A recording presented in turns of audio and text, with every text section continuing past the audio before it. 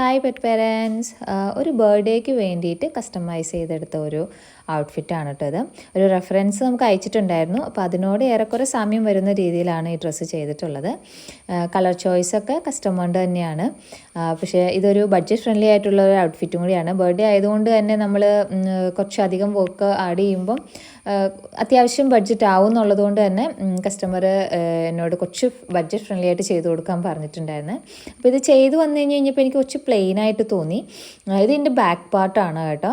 പിന്നെ അതിൻ്റെ front portion വരുന്നത് ഇതിങ്ങനെയാണ്. അതിൻ്റെ നെക്കിൻ്റെ അവിടെ ചെറിയ രീതിയിൽ ടൈ ചെയ്യുന്ന രീതിയിലായിട്ടാണ് ഇതിൻ്റെ ഫ്രണ്ട് പാർട്ട് വരുന്നത്.